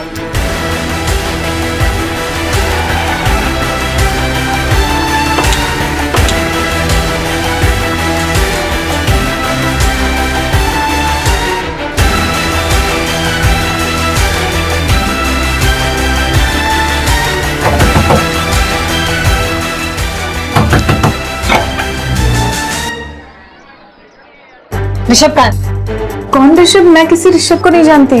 सुरभि आप बगा, आप क्या ढूंढ रहे हैं बताइए तो सही। मैडम बच्चा यहाँ है।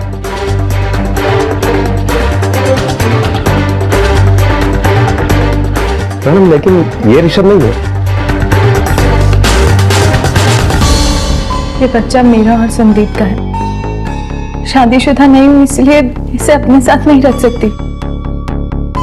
इसलिए अपनी बाई लता के पास रखा है। मैं उसे इसके खर्चे के पैसे देती हूँ, वो पैसे मुझे संदीप ही देता है। तो ऋषभ के होते हुए संदीप आपको और आपके बेटे को एक्सेप्ट नहीं कर रहा था, इसलिए आपने ऋषभ को किडनैप किया। क्या ऋषभ किडनैप हो गया? हुआ नहीं है, आपने करवाया है। सर मैंने ऐसा कुछ भी नहीं किया, सच में नहीं किया। मेरा और संदीप का रिश्ता तो कब का खत्म हो चुका है। अच्छा, तो ये रिश्ता कब का खत्म हो चुका है, फिर भी आपने उसको कल सुबह और दोपहर को फोन किया था, क्यों? देखिए, चुप रहने से कुछ नहीं होगा। हमारे पास आपके कॉल रिकॉर्ड्स हैं और लोकेशन है। जब ऋषभ किडनैप हुआ तब आप उसके घर के पास थी। मैं वहाँ इसलिए गई थी कि संदीप मेरे कॉल्स नहीं उठा रहा था, वो मुझे इग्नोर कर रहा था मैम। और तो और उसने मेरे बच्चे के खर्चे के पैसे भी देना बंद कर दिया। तो मैंने सोचा कि अब उसके घर जाकर ही उससे बात करना ठीक होगा, इसलिए मैं वहां गई थी। ए भाई रुको, अरे कहाँ? ओ भाई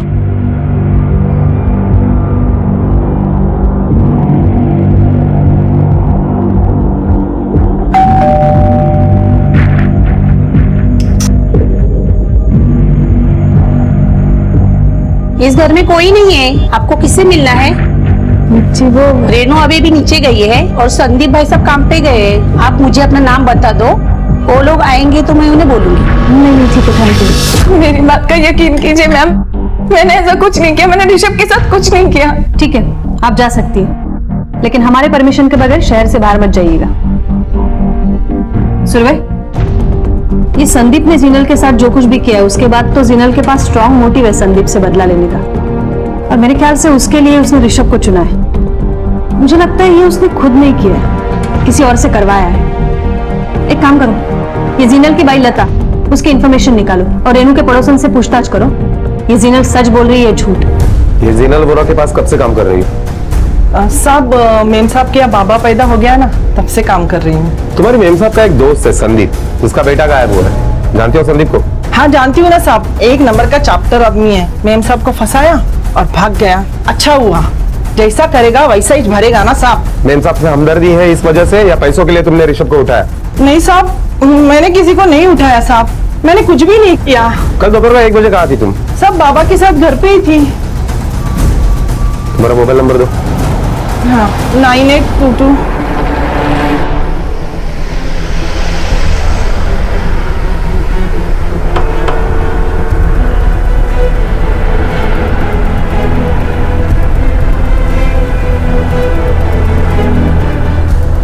मैडम, सारिका के मोबाइल का लोकेशन जो जू का दिखाई दे रहा था, वो सी ग्रेड के प्रोडक्शन हाउस का ऑफिस है, और इंक्वायरी के दरमियान पता चला है कि उस प्रोड्यूसर से सारिका का अफेयर चल रहा है। इसका मतलब है सारिका अपना अफेयर छुपाने के लिए हमसे झूठ बोल रही है।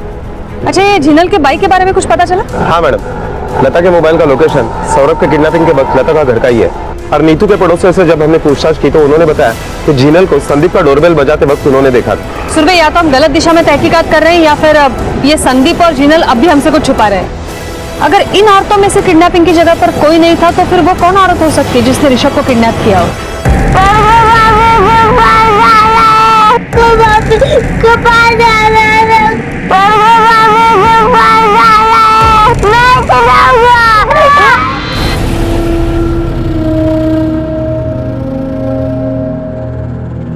तुम्हारी रगड़ियों की वजह से वो मेरे बेटे को उठा के ले गई।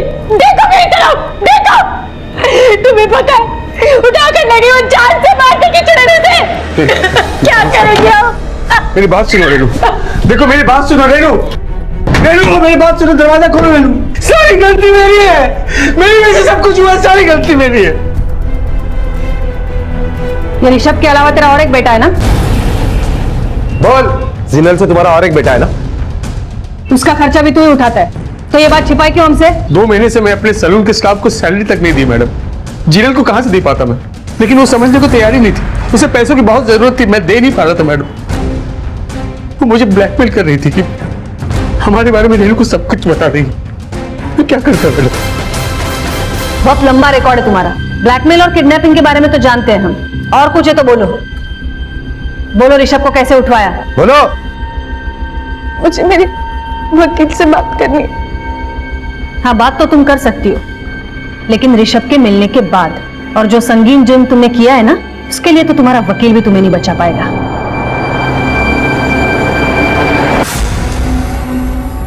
संदीप, क्या हुआ? यहाँ मिला मुझे।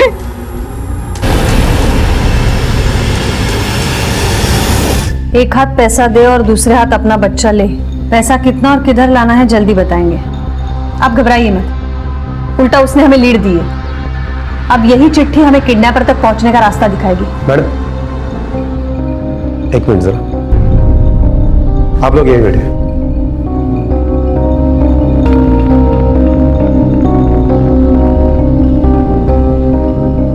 मैडम मैंने उस बिल्डिंग के विजिटर रिकॉर्ड चेक किए, लेकिन उसमें ऐसी कोई भी एंट्री नहीं मिली जिस पर यह शक किया जा सके कि उसने वो चिट्ठी वहां रखी हो। लेकिन हाँ, कमला उस वक्त बिल्डिंग में आई थी काम करने के लिए, लेकिन वो भी उस विंग की तरफ गई नहीं। सुरभि, अगर बाहर का कोई इंसान आया नहीं है तो ऐसा तो नहीं है कि घर के किसी इंसान ने चिट्ठी दरवाजे पर लगाई हो? मैडम कहीं आपका शक इन दोनों के ऊपर का नहीं?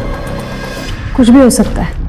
एक काम करा, हैंडराइटिंग एक्सपर्ट को बुलाओ, सबके हैंडराइटिंग सैंपल्स लो।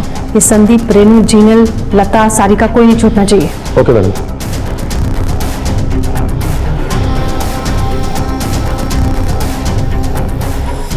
साहब मैंने ज्यादा पढ़ाई नहीं की है, मुझे लिखना पढ़ना ज्यादा आता नहीं।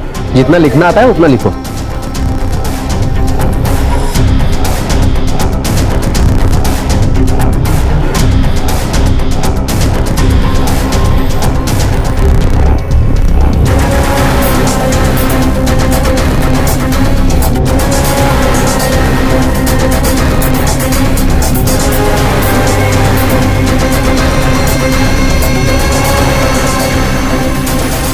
तो ये हैंडराइटिंग आपको दिए हुए किसी भी सैंपल से मैच नहीं करती। देखिए, जितनी देर होगी खतरा उतना ही बढ़ता जाएगा और हमारे पास ज्यादा वक्त नहीं है। सो प्लीज आप दोनों याद करने की कोशिश कीजिए, आपका कभी भी किसी के साथ भी कोई झगड़ा हुआ था या फिर दुश्मनी है? नहीं मैडम, हमारी तो किसी से कोई दुश्मनी नहीं है, पर हो सकता है कि रेनू के पापा की किसी से दुश्मनी हो और उसकी वजह से हमारे बच्चे को। तुम अपनी करतूतों का इल्जाम मेरे पापा पे लगा रहे हो और तुमने ऐसा सोचा भी कैसे और भूल गए तुम्हारा जो कुछ भी हो ना मेरे पापा की वजह से हो। ये तुम क्या बोल रही हो? सही बोल रही हो। क्या हो रहा है ये सब? ये झगड़ा करने का वक्त नहीं है।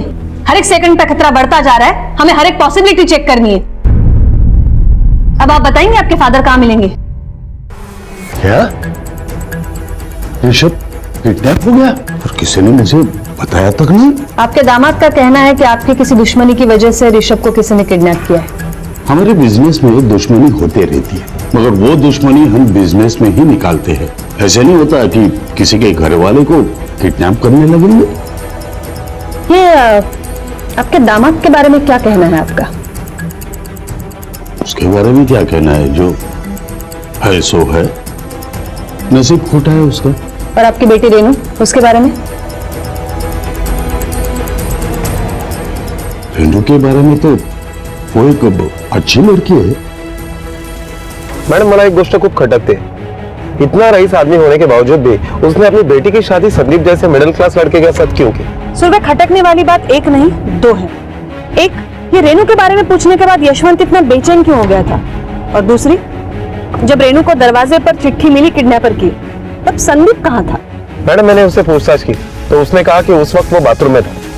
सुरभि, हो सकता है बेशक चिट्ठी किसी और ने लिखी हो और रेनू ने शॉक होने का नाटक किया हो हम सबको दिखाने के लिए। कुछ तो ऐसा है इस रेनू के बारे में जो हमें पता करना पड़ेगा और इसके लिए हमें उसके पास में झांकना पड़ेगा। एक काम करा सुरभि, ये रेनू के सारे रिश्तेदार, कॉलेज के दोस्त, यशवंत के आजू बाजू रहने वाले सबसे पूछताछ करो। हो सकता है इस किडनैपिंग के तार आज नहीं कुछ साल पहले ही बिछे हो सकता है। पुलिस ने रेनू के पिता के घर में रेनू के बचपन से काम कर रहे स्टाफ से पूछताछ की। उसके कॉलेज में जाकर उसके अतीत को खंगाला, जहां उन्हें रेनू के कॉलेज के दिनों की करीबी दोस्त के बारे में पता चला।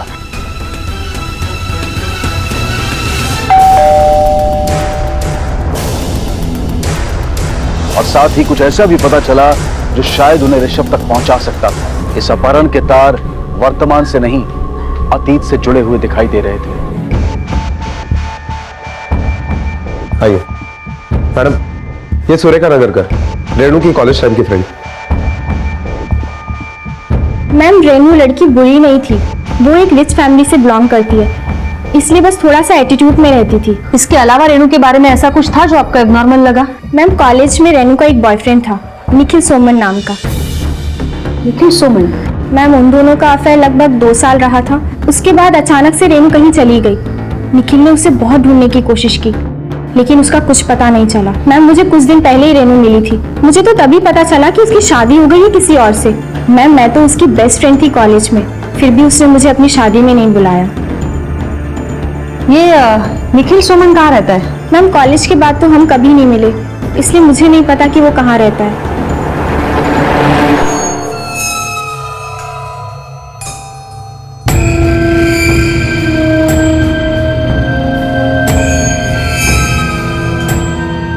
माय प्रिंसेस, देखो मैं रेडी हो गई, अब चलते हैं ना पार्क। अरे पहले मैं अपनी प्रिंसेस चलो ना। प्रिंसेस अभी ना बाहर बहुत धूप है, तो हम शाम को जाएंगे। ओके?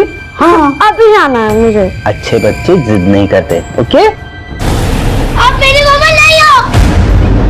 ऐसे नहीं कहते, ऐसे नहीं कहते। नहीं हो आप मेरी मम्मा।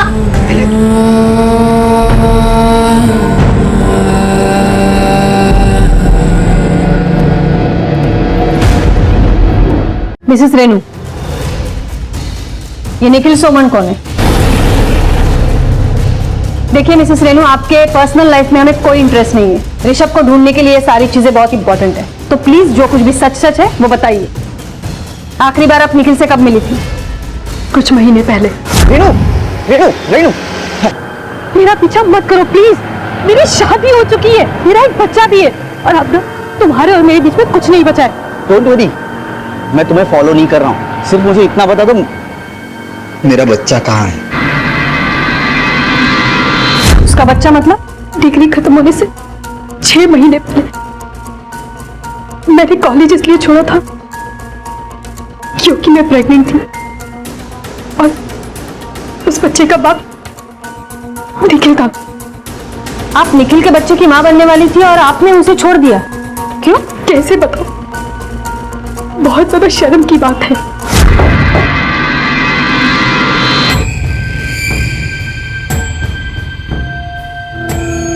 वो एक आदमी के साथ साथ एक औरत बन के भी रहना चाहता था।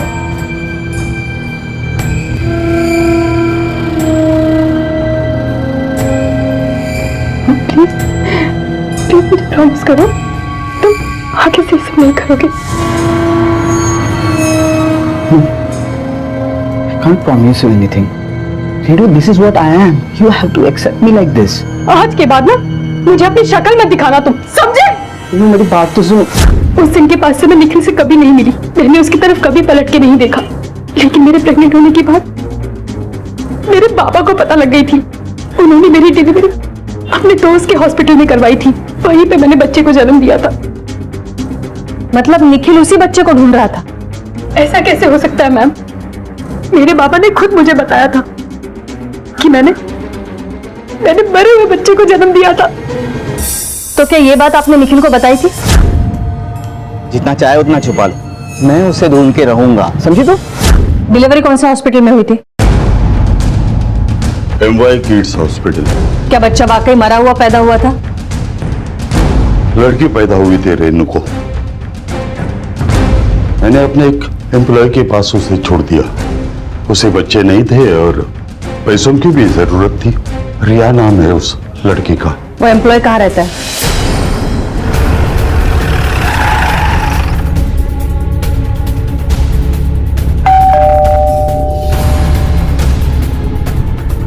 रिया कहाँ है?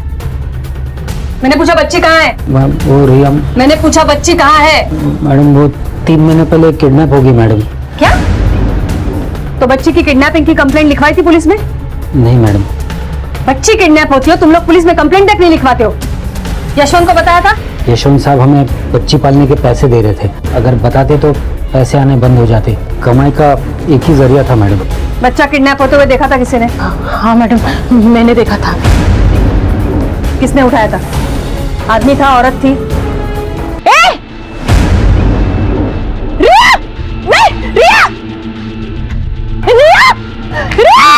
मैडम वो किन्नर था, उसने साड़ी पहनी हुई थी। निखिल और किन्नर के बीच क्या कनेक्शन है? सुनो एक काम करा, रेनू के कॉलेज जाओ, और निखिल के एडमिशन फॉर्म से उसका फोटो लेकर आ। Okay ma'am. Madam admission record से ये फोटो मिली है, लेकिन इसमें तो ये काफी छोटा लग रहा है और अब तक तो शायद इसका हुलिया भी चेंज हुआ होगा।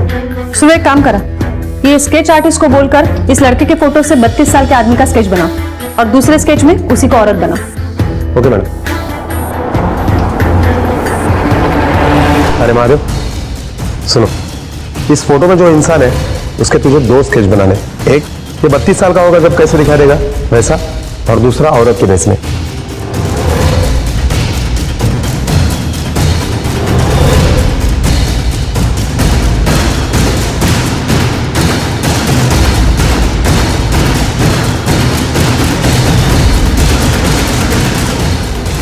मैडम स्केच रेडी हो गया।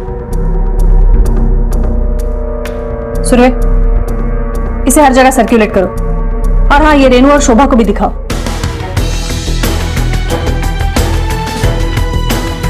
ये निखिल ही है। निखिल? ये निखिल है कौन? और इंस्पेक्टर साहब आप ये स्केच आप मेरी पत्नी को क्यों दिखा रहे हैं?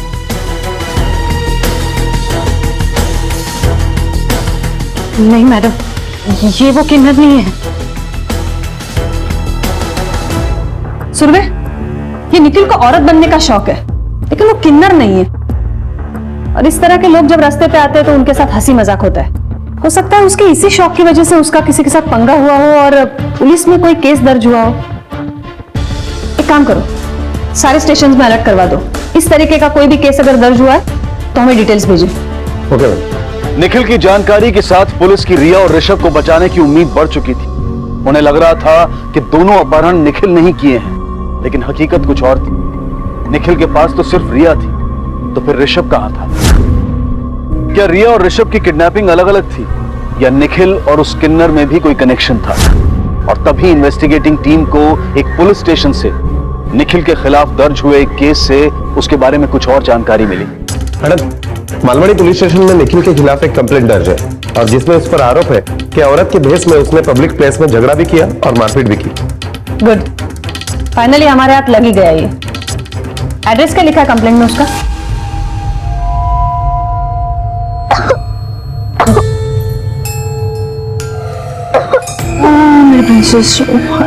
सॉरी। तो आपको मम्मा की बात सुननी चाहिए ना? ये लो पानी पियो, पानी पियो। Good girl, my princess. आप मम्मा की बात सुनोगे ना?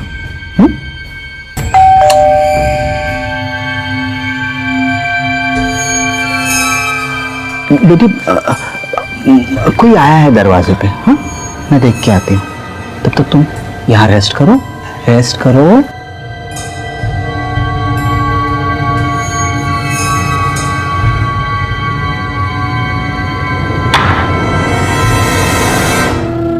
गुड आफ्टरनून मैडम, हमारे कंपनी ने छोटे बच्चों के लिए साबुन लॉन्च किया, आप देखना चाहेंगे मैडम? बच्चों के लिए है ना? आइए अंदर आइए। क्या कर रहे officer? Officer leave me alone. Officer क्या कर रहे हैं आप? You hurting me, come on leave me.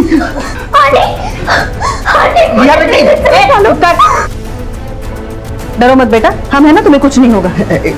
मेरी बेटी है रिया। रिया तो मिल गई है, अब ये बता ऋषभ कहाँ है? बता। पाटिल आज सौदा। Okay madam. कौन कौन ऋषभ? रिया मेरी बेटी है साहब। हाँ ये ऐसे नहीं बोलेगा, ले चलो इसको।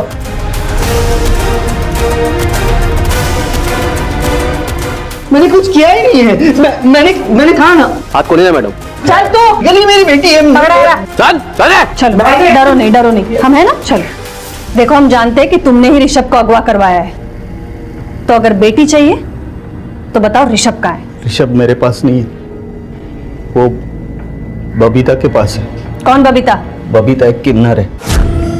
बबीता कितनी रोती है रे तू। मैंने कहा ना पैसे दूंगी मैंने जबान दी है, पर पहले मेरी बेटी लाके दे मुझे, उसके बाद ऐसी पार्टी बताऊंगी कि जन्म भर यहाँ बैठ के खा पाएगी। देगी।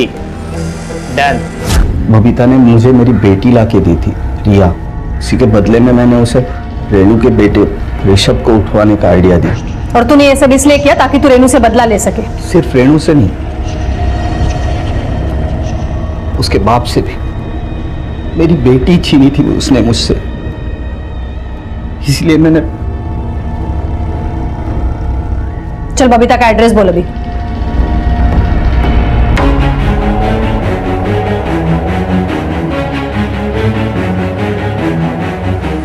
पाटिल कहा थोड़ा।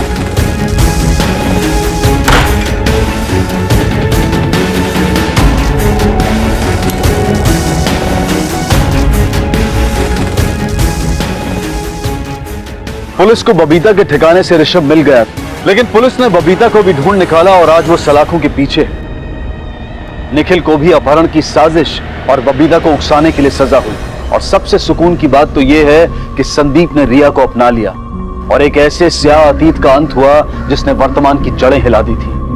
किसी के किए की सजा किसी और को मिली और ऋषभ बेवजह गेहूं में घुन की तरह पिसकर अपने बोलने की क्षमता किसी अनजान वजह से खो बैठा। रिश्तों का बनना बिगड़ना जितना आसान दिखता है उतना होता नहीं है, इसलिए रिश्तों का चुनाव बहुत सोच समझ कर करें, क्योंकि कब अतीत वर्तमान में आकर खड़ा हो जाए कहा नहीं जा सकता और जिसका अंजाम कई बार बहुत महंगा हो सकता है। इसी विचार के साथ मैं अनूप सोनी अब आपसे विदा लेता हूं।